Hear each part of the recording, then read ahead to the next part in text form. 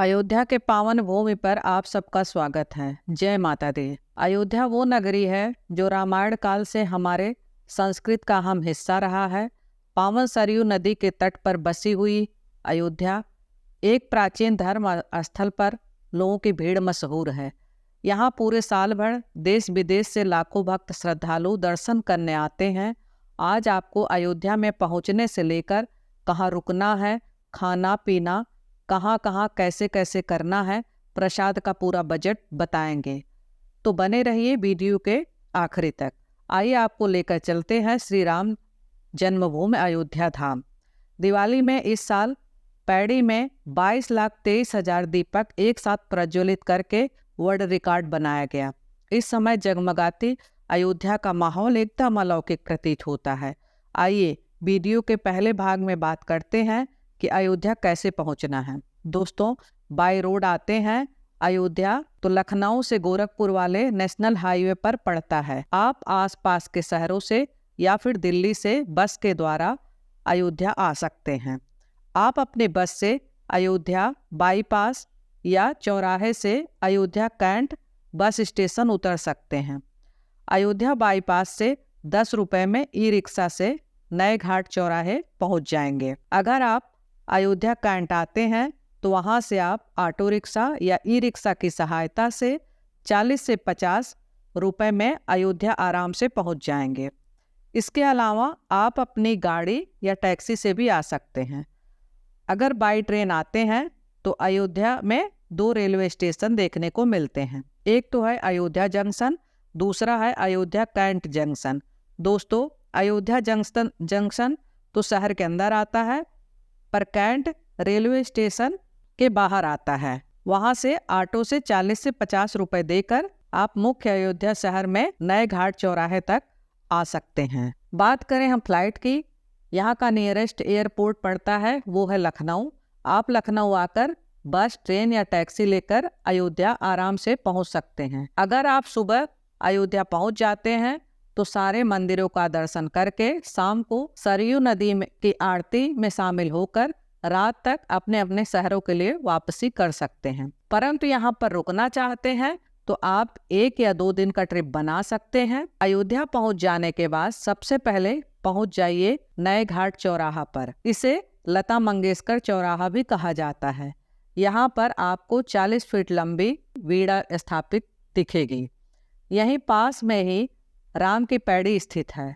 ऐसी मान्यता है अयोध्या के सभी मंदिरों के दर्शन करने से पहले आप सरयू नदी में डुबकी जरूर लगाएं। कहते हैं यहाँ स्नान करने से सारे पाप धुल जाते हैं।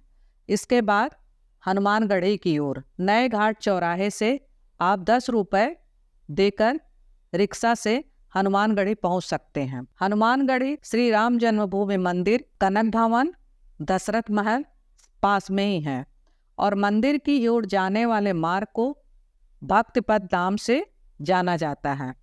राम जन्मभूमि दर्शन करने से पहले यहाँ पर हनुमान जी के दर्शन करने चाहिए।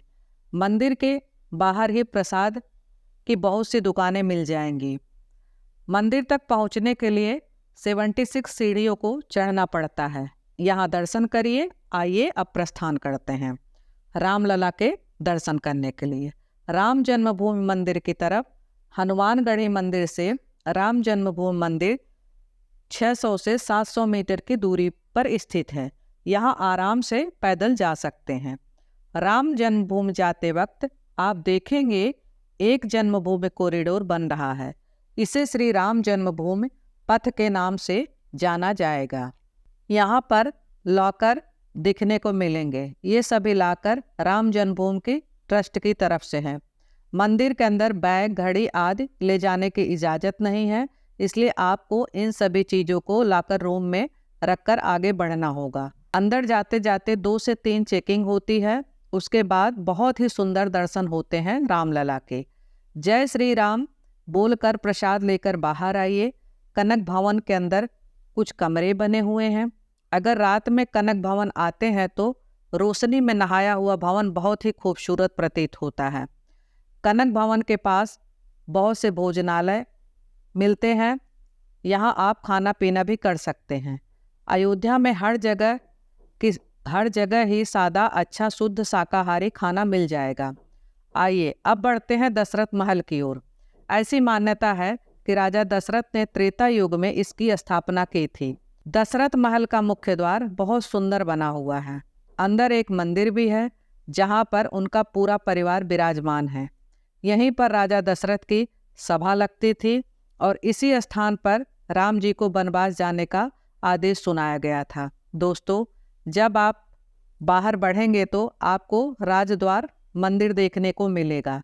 यह ऊंचाई पर बना है और काफ़ी पुराना मंदिर है। उससे आगे तुलसी उद्यान मिलेगा। यहाँ पर तुलसी जी की प्रतिमा लगी हुई है। शाम के समय अयोध्या में सरयू घाट जरूर जाइए। राम की पैड़ी घाट अपने आप में बहुत खूबसूरत है। यहाँ पर दीपोत्सव हर साल मनाया जाता है। चलिए बताएं, अगर आप अयोध्या में रुकना चाहते हैं तो आपके पास क्या ऑप्शन है। अयोध्या में होटल बहुत ही नॉर्मल रेट पर मिल जाते हैं। स्टेशन के आसपास 700 से 800 तक, 1000 से 2000 तक होटल रूम बहुत आसानी से मिल जाते हैं। इसके अलावा बहुत सी धर्मशालाएँ भी हैं। 300 से 400 तक आप आराम से रात बिता सकते हैं। सभी मंदिर के पास ये सुविधा है। इनमें बिरला धर्मशाला, श्री धर्मशाला, महाराष्ट्र धर्मशाला, वैद्य जी धर्मशाला, राम श्याम होटल, हनुमंत पैलेस आदि शामिल हैं। बात करें खाने पीने की तो अयोध्या में हर जगह शुद्ध शाकाहारी और अच्छा खाना कम कीमत में मिल जाता है। थाली सिस्टम में आप 100 रुपये में आराम से खाना खा सकते हैं। अगर निःशुल्क भोजन करना चाहते हैं तो श्री राम जन्मभूमि मंदिर के पास ही अमावा राम मंदिर रसोई में जाकर निःशुल्क भोजन कर सकते हैं। आइए आखिर में बात करते हैं खर्चे की। दोस्तों, पावन धाम अयोध्या की यात्रा बहुत ही कम खर्चे में कर सकते हैं। सुबह आकर रात को चले जाते हैं तो 500 से 1000 तक में आराम से आप घूम सकते हैं।